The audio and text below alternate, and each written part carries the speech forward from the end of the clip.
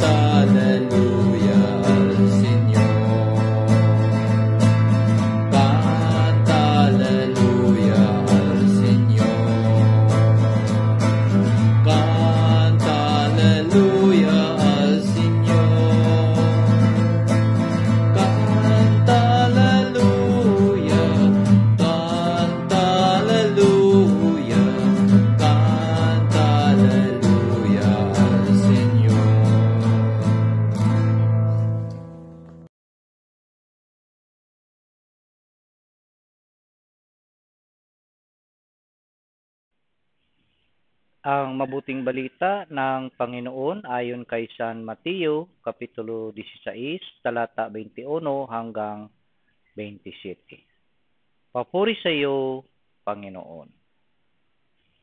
Noong panahong iyon, sinimulang ipaalam na ni Jesus sa kanyang mga alagad na dapat siyang magtungo sa Jerusalem at magbata ng maraming hirap sa kamay ng mga matatanda ng bayan, ng mga punong saserdote at ng mga eskreba, at kanilang ipapapatay siya. Ngunit sa ikatlong araw siya ay muling mabubuhay. Niyaya siya ni Pedro sa isang tabi at pinagsabihan ng ganito, Panginoon, wag nawa nang itulot ng Diyos. Hindi po dapat mangyari ito sa inyo. Ngunit hinarap siya ni Jesus at sinabihan,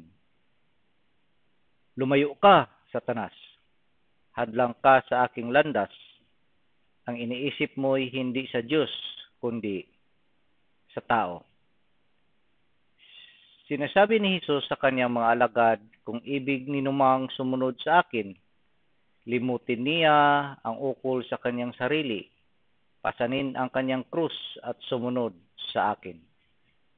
Ang naghahangad na magligtas ng kanyang buhay ay siyang mawawala nito.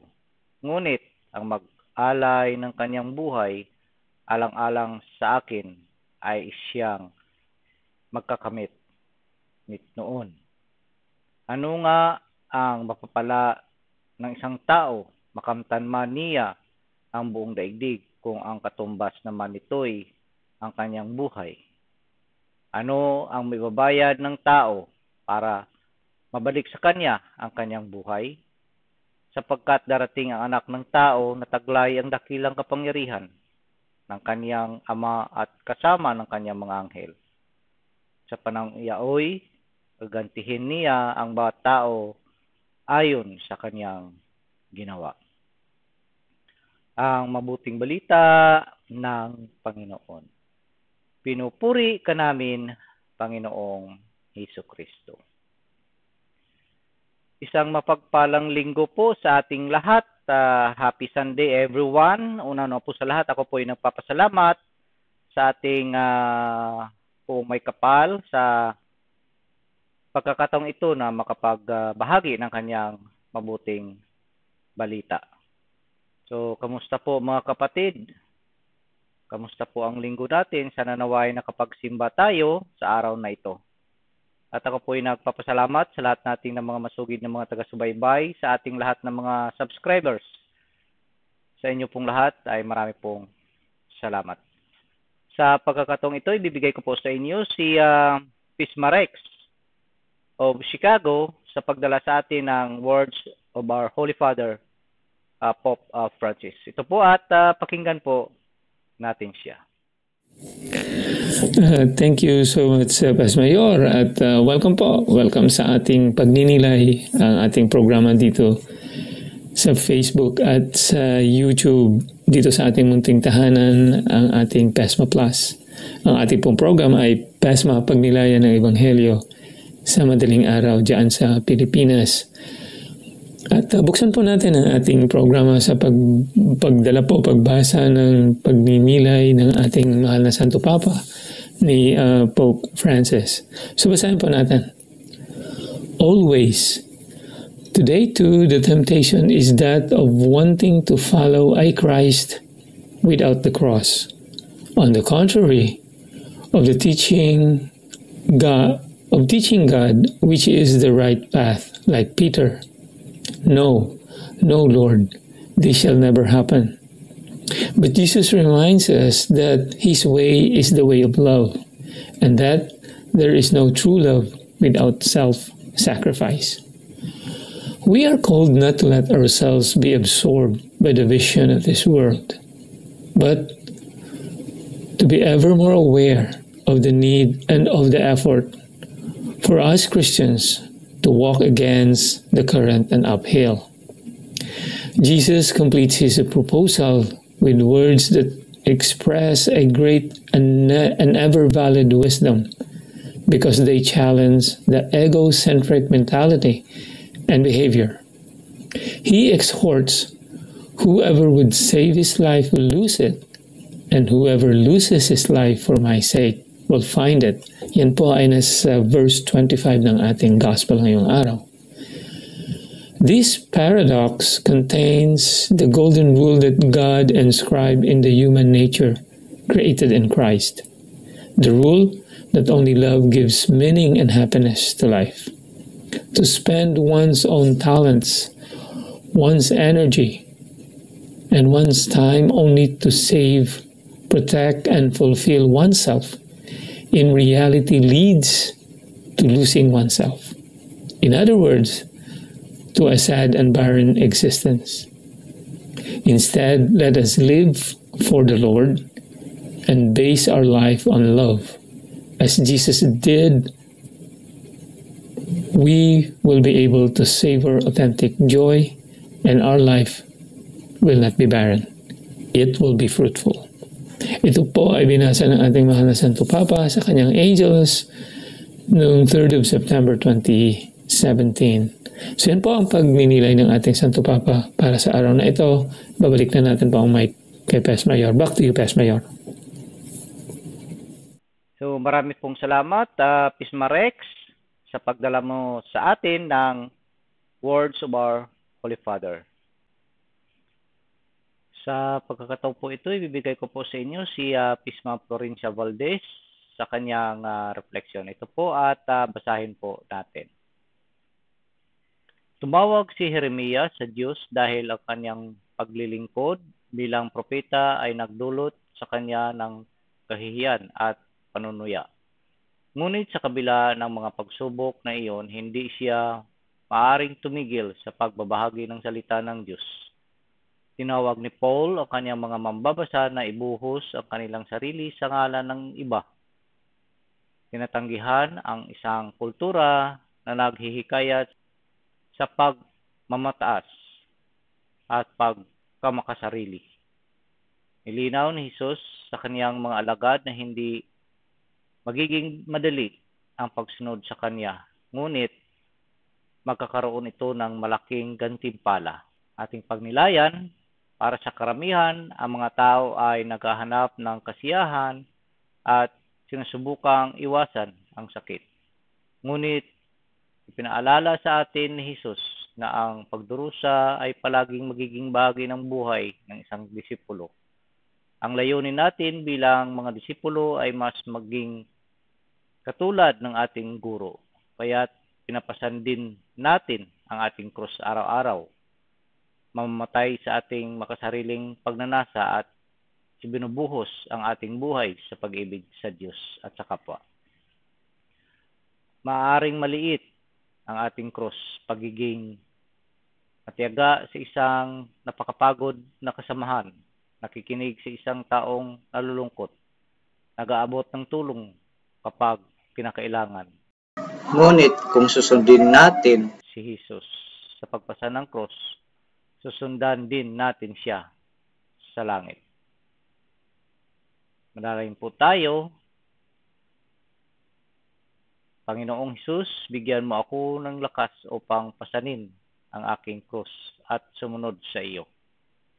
Kumilos po tayo, mag-alay ng kaunting sakripisyo sa Diyos para sa mga pangangailangan ng mundo. So marami pong salamat, Pisma Florence, sa iyong reflection. Sa pagkakataong ito, ibibigay ko po sa ating utod na gwapo from Jerusalem, Israel, Pisma Romel Timbervilla, sa kanyang reflection. Ito po at panoorin po natin at pakinggan siya. Mapagpalang oras po sa lahat.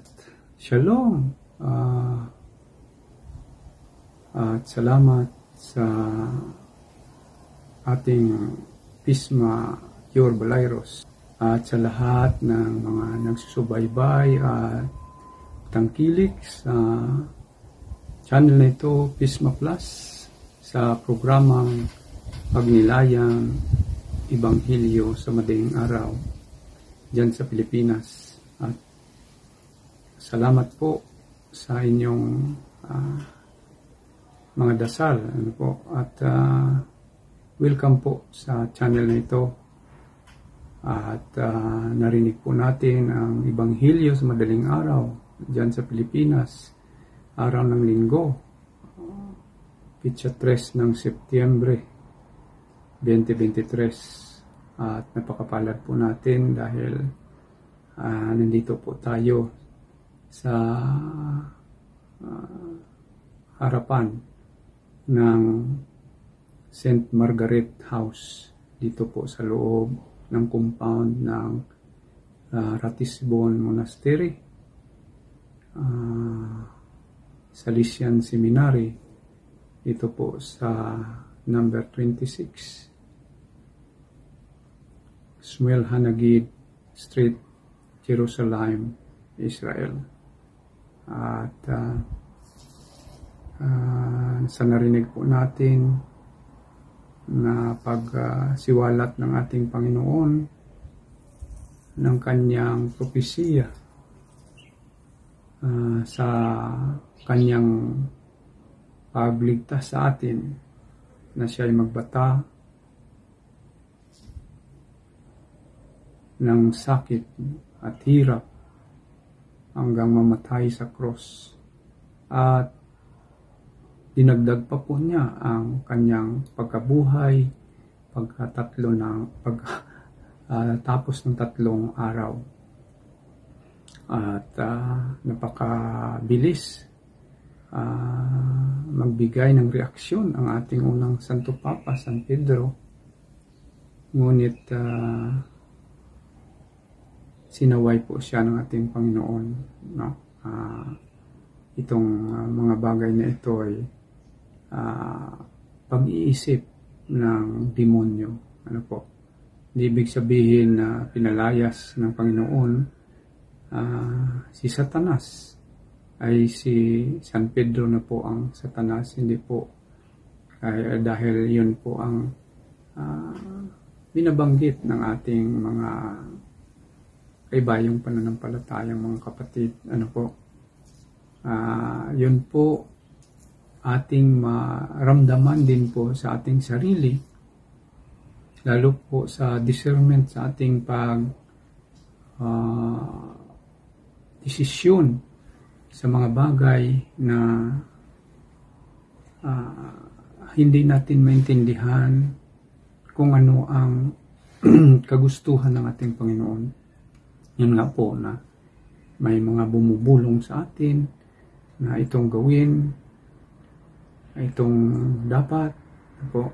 Ngunit sa ating panalangin, isang kailangan nating isipin na basta ang ating hinihingi sa Panginoon ay Kanyang ibigay at bigyan tayo niya ng tamang pagdesisyon, tamang pag-iisip.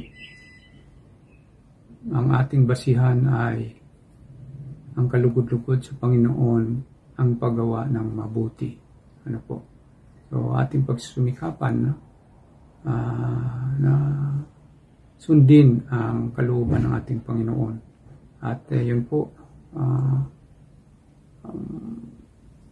binabanggit din po ng ating Panginoon na kung ialay po natin ang ating buhay sa Kanya, sa simbahan na itinayo po niya, ay makamtan natin ang buhay na walang hanggang. At sabi niya, makamtan natin ang bigay na grasya, no? O gift, no? Galing sa Kanya. At yun po, no? Pinapalaliman pa niya ang mga bagay na ito, na ang ating buhay, anong magawa ng isang tao na makamtan niya ang lahat sa sanlibutan ito, ngunit mawalaan siya ng buhay. Ibig sabihin po rito, hindi lang po buhay na physical, kundi ang ating kaluluwa na makapahamak, no? At dadalhin po tayo sa apoy ng impyerno, no? O yun po, ang ating namang mga kapatid itong Hudyo, dahil hindi naman sila naniwala sa Panginoon Jesucristo, at ang masaklap pa nito sa kapanahonan niya ay sila pa po ang ginamit para ipako siya sa cross at mamatay. At wala pa rin silang paniwala hanggang ngayon, kahit nabuhay na po ang ating Panginoon. May mga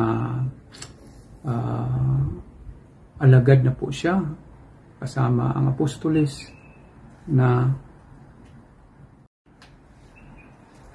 sama sa apostoles na witness sa pangyayari. Ano po? Ngunit may ilan lang po na Messianic Jew rito sa bansang Israel, lalo na po dito sa aking kinaroonan sa Jerusalem, na nagpupuri at naniwala na po sa ating Panginoong Jesucristo. Yan po, no? Na itong mga kaibayang ating pananampalataya ay tuligsa ng tuligsa sa inang simbahan na itinayo ng ating Panginoon. Ngunit masaktan din sila pag sinabihan mong sulpot. Ngunit sa totoo po, rito, at ilang beses tayong umikot sa mga holy places, wala po na mga sulpot po rito, no? Maliban sa unang lumabas sa simbahan, no? Ang kapatid po nating mga Orthodox Christian ang nandoon, at ang ibang bahagi, lalo na po rito sa sentro ng Jerusalem, ay nung inagaw po nila ang Jerusalem ng Ottoman Empire, ay halos lahat ng ating simbahan ay pinatayuan po nila sa gilid ng kanilang mga moske. Yan po na hindi maiwasan na kahit saan po tayo rito pumunta sa sentro ng Jerusalem, kahit dyan sa Holy Sepulchre ay makita po natin ang kanilang mga moske. At yun po na napakahalaga sa ating pananampalataya na kailangan po nating maisaiwalit ito sa mga nanonood sa channel na ito, mga kapatid sa kabayang pananampalataya, sa Born Again, 4 na po silang grupo rito, no? Sa ating kapatid na Iglesia ni Cristo, nandyan po sila sa 3rd floor, no? Ng number 7 Benyuda Street, Jerusalem, Israel. At sa kapatid nating Sabadista, hindi po sinaguga ang pinapasukan nyo. Kung matatawag natin na worship room o wall, yun po siguro sa loob ng building ng number 6, ano ba yun, malapit sa King David Street, no? Sa Rekob David Amelech, Jerusalem, sa Richford, basta ano, no, na sa loob banda, no? Sa likod ng Imbal Hotel yata.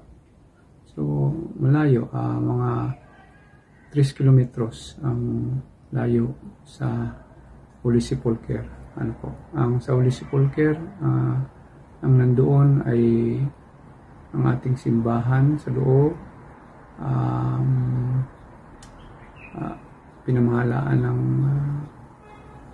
3, no? Muslim, Orthodox, Christian, at ang Romano Katoliko. Andoon sa loob, no? Pero ang Muslim ay nasa labas ng bakod. Pero sinali sila sa pagpalakad ng Holy Sepulchre.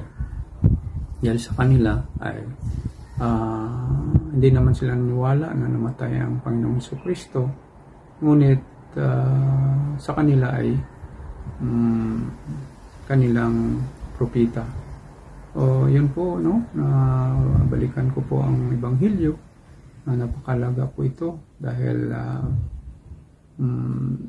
kaligtasan po ito ang pinag-usapan, at nakakalungkot lang po dahil itong ating mga kapatid na Hudyo ay marami pa rin po na hindi naniwala. Sa mga hindi na masyadong religious po rito, marinig mo na po ang pangalan ng ating Panginoon Jesucristo, Yeshua, the Mashiach. Yun po na ako'y nagagalak pag narinig ko po ito. At nabanggit din po ng ating Panginoon ang dala ng krus. Nabanggit po na po ito noon na mahirap na umikot rito na may cross. 2010 o 11 ay isa po akong nanilbihan na umikot dito sa city ng Jerusalem. Prosesyon ng Santa Cruzan ay ako yung nauna, may dalang cross. Takot na takot po ako noon dahil alam naman po natin sa mga religious ay mahirap makita nila babatuin tayo, at praise and thanks God na natapos po mga bagay na yun. Sa ating prosesyon noon sa Santa Cruzan ay masaya at nagalak na naging maayos ang lahat, no? Dahil may mga pulis naman po. Ngunit makita mo po ang mga religious Jews no? Yung may mga pulupot rito, no? Mga masakit ang kanilang mga pagtingin sa krus, no? Dala ko. Ngunit sa aking pagdala hanggang makabalik sa simbahan, ang aking dasal ay sobra-sobra. At ang aking hiningi lamang po sa Panginoon, Panginoon, ang kalooban mo ay masusunod. Yun po, no? Sabi ng Panginoon sa mga talata sa madaling araw ng Ebanghelyo dyan sa Pilipinas, linggo, dalhin, pasanin ang cross, no? Araw-araw. Ito po ang kagandahan ng ating pananampalataya, doktrina, turo ng ating simbahang Katoliko. Kahit si San Pablo ay nagsasabi sa ibang mga talata sa kanyang mga sulat na makipikbaka, no? Fight a good faith of fight of faith, no? So hindi lamang na alone, no?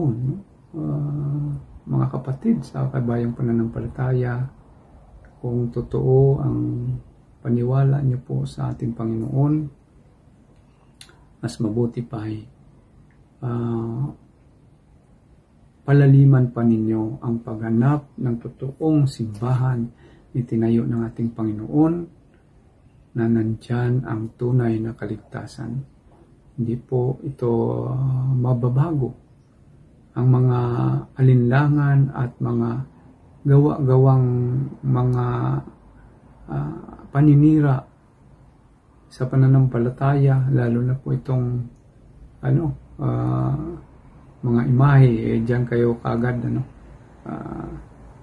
mag-aaral po kayo kung ano po ang lalim ng pagsunod sa Panginoon sa pamagitan ng totoong turo ng ating simbahan na itinayo ng ating Panginoong Hesukristo. Hindi po gawa-gawa, kundi dumaan sa gabay ng banal na Espiritu.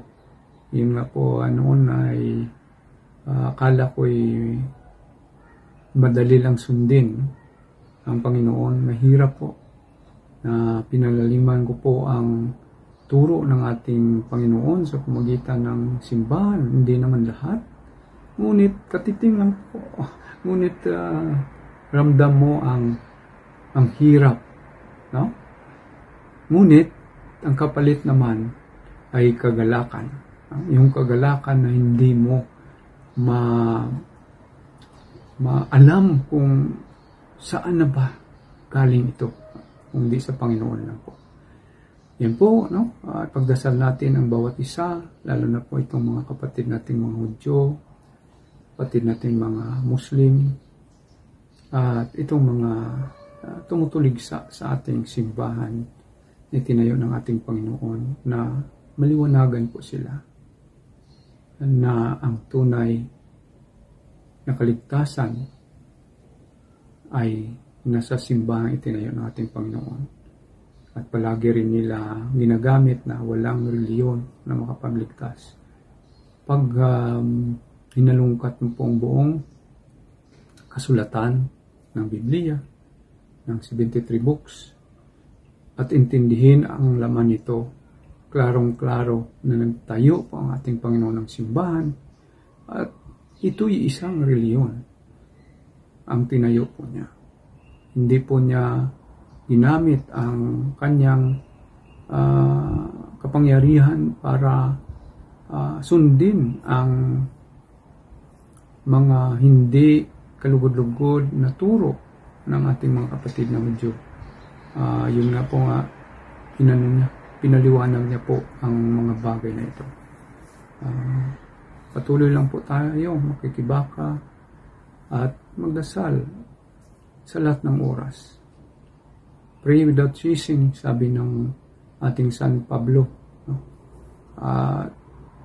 Kahit ang gawa po natin, gawin nila nating dasal para makaptan natin at lalong makilala po natin ating Panginoon. Ang banal na Espiritu ay mamuhay sa atin, gabay, at minsan maramdaman ko ay hindi ko alam na nagawa ko pong isang bagay na kalugod-lugod sa Panginoon. Maraming salamat po sa inyong pagtangkilik, pagsuporta, pagdasal sa aming patuloy na magawa po namin itong channel na ito mapalago sa tulong po ninyo. Shalom, Beletraot, Todarabali Kulam, back to you, Peace Mayor Balairos. Shalom, shalom, shalom, Lehetraot. Diba ka siya? So maraming pong salamat, Utod kong Gwapo from Jerusalem, Israel. So mga kapatid, kamusta po ang linggo natin? Kamusta po? Sana naway nakapagsimba tayo sa araw na ito. At partake tayo sa bangkitin ng ating Panginoon. Sa ating Ebanghelyo sa araw na ito, mula kay San Mateo, chapter 16, verse 21 to 27, ito po ay nagsasabi, it's all about deny ourselves and carry our cross. So, sa ating buhay mga kapatid, hindi maipagkaila that may sarili tayong cross na pinapasan. At alalahanin natin kung ano man ang kabigat ng cross na yan, ay idulog natin po ito sa ating Panginoon. So, ang ating Panginoon na siya una-unang nagbata at nagpasa ng cross dahil sa pag-ibig niya sa atin, ay naghihikayat din sa atin na tayo po ay sumunod sa Kanya. Pasanin natin ang ating cross kung ano man yan, gaano man yan kaliit, kalaki, o anong klaseng cross. So, dapat natin huwag sabihin nating tanggihan ang pagpasa ng cross. Huwag nating ibaliwala ito o huwag tayong malungkot or masasabi nating huwag tayong sumurinder o sumuko, no, sa pagpasa ng cross kung ano man yan. Mga balakid sa ating buhay, mga challenges. So dapat nating isaisip that we have a merciful and loving God na handang-handang tumulong at tumalalay sa atin para bakayanan natin ang ating mga krus sa buhay. So, huwag sumurinder kapatid. Manalangin po tayo palagi at hingin natin ang lakas mula sa ating Panginoon para makayanan natin lahat ito. At kinasabi din natin Panginoon dito sa ating Ebanghelyo that whoever na magpreserba ng kanyang buhay ay mawawala ito. At yung mga nag-aalay ng buhay para sa ating Panginoon ay makakamit niya ito. So, in other words, that ang ating buhay dito sa mundo ay hindi natin masasabi na 100% ay alam natin kung anong mangyayari. So, ang Panginoon lang at ang kanyang kalooban ang siyang matutupad. So, dapat natin alalahanin that our Lord is always asking us to follow Him. Carry our cross para po makasunod po tayo sa Kanya. Huwag nating pansinin or bigyan ng kung anumang kadahilanan na hindi natin makayanan ito. Ito'y kusang binibigay o pinahintulutan na makamit natin dahil may gustong ipaabot sa atin, kundi ang kanyang mabuting plano para sa atin. Ang Kanya lang na pagtibayin natin ating sarili at pananampalataya sa Kanya. So, yun na po mga kapatid at marami pong salamat. Sana naway sa araw na ito ay nakapagmuni-muni tayo at ang ating ebanghelyo ay ating papagtuunan ng pansin at maialay ang ating buhay sa pagmamahal sa ating Panginoon at sa ating kapwa. So, sa muli, ako po ay nagpapasalamat sa lahat nating ng mga masugid na mga taga-subaybay, sa ating mga lahat ng mga subscribers. To our family, relatives, and friends, marami pong salamat sa inyo, mga suporta. At sana naway ang Panginoon ay gagabay sa atin sa ating araw-araw na pamumuhay. At huwag po nating kalimutan na kumapit lang po sa patalim ang salita ng ating Panginoong Jesucristo. Maraming pong salamat at God bless us all. Manalangin po tayo. Sa ngalan ng Ama, ng Anak, ng Diyos, Espiritu Santo. Amen. Prayer for the indwelling of the Holy Spirit. In the name of the Father, and of the Son, and of the Holy Spirit. Amen. Holy Spirit, powerful consoler, sacred bond of the Father and the Son, hope of the afflicted, descend into my heart and establish in it your loving dominion. Enkindle in my tepid soul the fire of your love, so that I may be wholly subject to you. We believe that when you dwell in us, you also prepare a dwelling for the Father and the Son. Deign, therefore, to come to me, consoler of the abandoned souls and protector of the needy. Help the afflicted, strengthen the weak, and support the wavering. Come and purify me. Let no evil desire take possession of me. You love the humble and resist the proud. Come to me, glory of the living, and hope of the dying. Lead me by your grace, that I may always be pleasing to you. Amen. In the name of the Father, and of the Son, and of the Holy Spirit. Amen.